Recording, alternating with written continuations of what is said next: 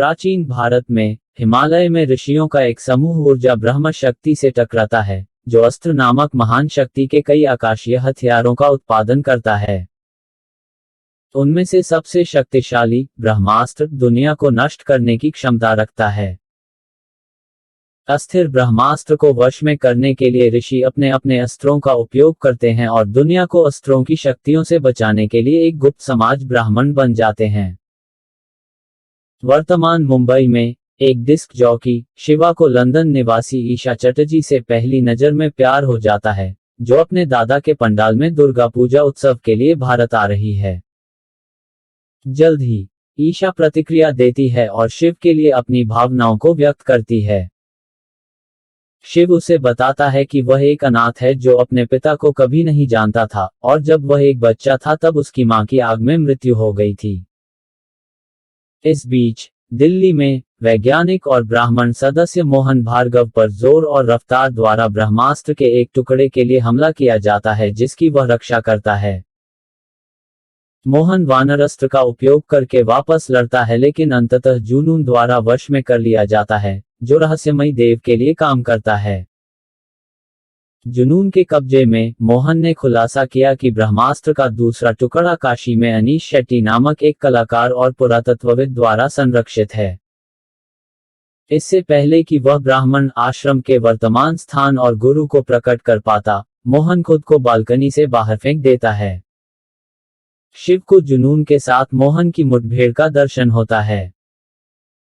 वह और ईशा अनीश को चेतावनी देने के लिए काशी जाते हैं, लेकिन रफ्तार द्वारा बाधित किया जाता है, जो अब मोहन के वानरस्त्र का संचालन करता है। अनीश शिव और ईशा के साथ भागने से पहले नंदी अस्त्र का उपयोग करके उसे हरा देता है। हिमाचल प्रदेश जाते समय, जहां आश्रम स्थित है, एक ट्रक में जुनून और जोर द्वारा उनका पीछा किया जाता है। अनीश ब्रह्मास्त्र का दूसरा टुकड़ा शिव को देता है और जुनून और जोर से लड़ने के लिए रुक जाता है, केवल मारे जाने के लिए। रफ्तार द्वारा शिव और ईशा का आश्रम तक पीछा किया जाता है, जहां शिव ने ईशा को मारने की कोशिश करने के बाद उन्हें आग्नेयास्त्र का उपयोग करके मार डाला। आश्रम में वे अन्य अस्त्रों के बारे में सीखते हैं और शिव को इसमें शामिल होने के लिए मजबूर किया जाता है, ब्राह्मण गुरु रघु द्वारा अपने माता पिता की जानकारी के लिए। वह रानी, शेर और तेंजिंग की अन्य नई भर्तियों से मिलता है, जो रघु द्वारा प्रशिक्षित हैं कि वे अपने अपने अस्त्रों का उपयोग कैसे करें, और शिव भी आग पर नियंत्रण हासिल कर लेते हैं। जैसे ही जुनून उनके करीब आता है, रघु ने खुलासा किया कि शिव पूर्व ब्राह्मण सदस्यों देव और अमृता के पुत्र हैं।